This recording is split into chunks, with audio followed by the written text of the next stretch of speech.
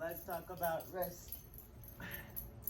So I was recently asked to write a paper about risk as far as business goes, and I'm procrastinating on the edits.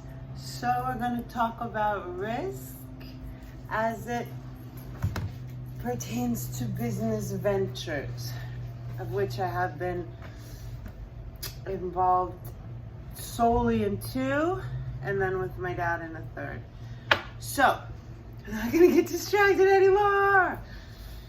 Risks. I already wrote the whole thing. It's just that when I write, sometimes I'm even like afraid to write, just so much comes out. And I'm always with the intention of being of service and information I can present, offer, experiences, and weave that into a helpful piece of material. So what I did for the actual article was like look up the definition of risk. I got into this whole thing about how, every time we're walking, walking is practice falling. Every time you go forward, that's just you stopping yourself from not falling, yeah?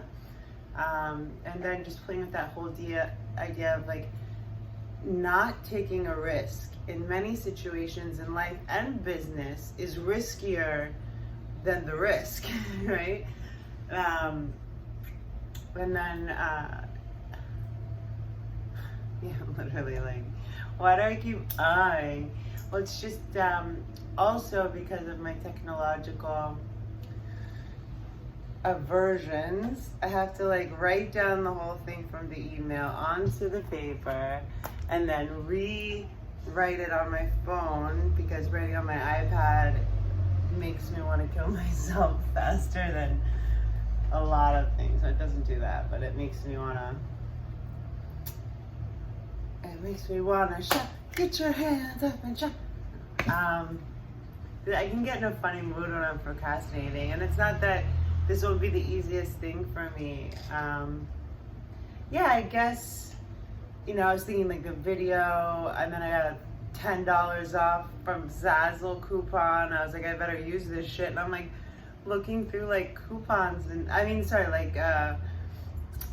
wanted to send like a couple people like things, and so they're like magnets, you can put pictures, and I'm like, this is like something I'd probably allocate an hour to. What am I doing? That was just from checking the email to go find the email from the publisher to read this back. So to make this video of any value at all, risk is stupid. I mean, the only risks I think are the ones we don't take, are the ones that really couldn't be defined as risks, because there's a calculated, like, it's not risky for me to go run outside naked. That's stupid. You know what I mean? It's not risky for me to give somebody that I know that I've lent money to in the past, has not called me back, has not paid me back, and they come and ask me to borrow, $2,000, and they say, I'm going to pay you everything back by next week. That's not risky, that's stupid, right? But if it's, okay, we can either make sure we stay at the same growth rate, now I'm referring to a yoga studio, which I've built too, or we can try this new class pass, or something that we tried, where we're going to lose a lot of money on the front end, but bring a shit ton of people in to show them what we've got. And then, the goal is realistically to keep, 20 to 30%. I think it's less than that. So it's stuff like that. And then you have to think short-term risk and long-term risk. That's what I didn't put in there. So short term, that's not a bad risk, because you're not losing anything. You're just gaining less possible money. But you're gaining a lot in terms of money. But you're gaining a lot more in terms of the vibe of the studio. It always feels better. This is for yoga, and that's why it has to be from the perspective of the needs of the business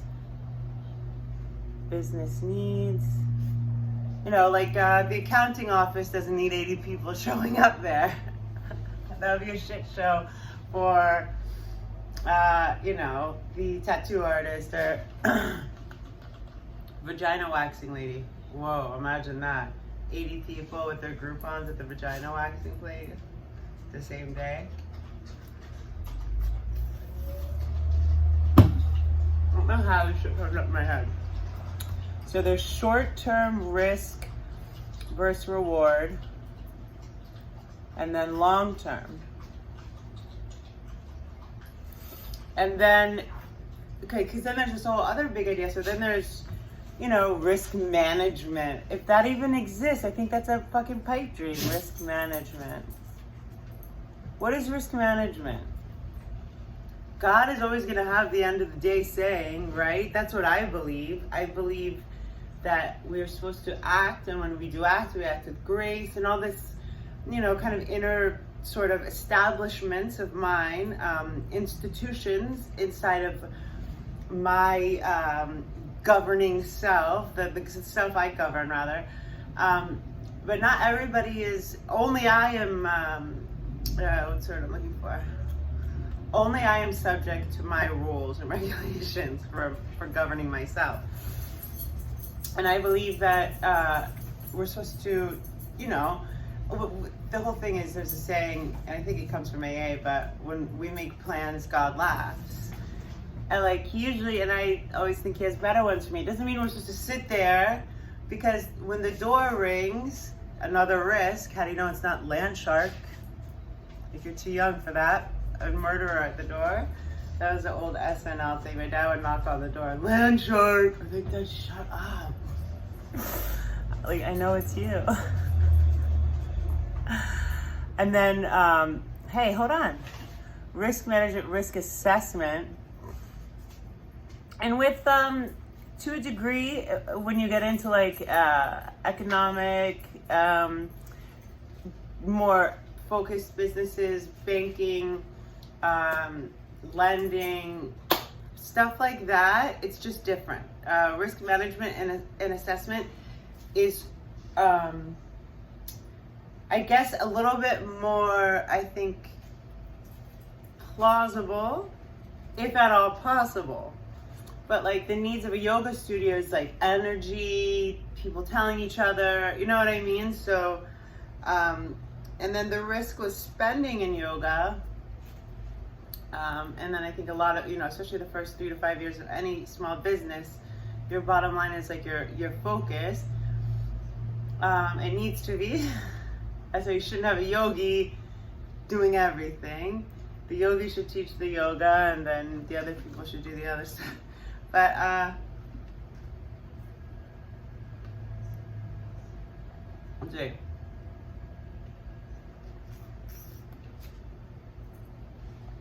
Any risk that's not like, you know, because, okay, so then just after we define risk as something in the realm of gonna help us whatever degree,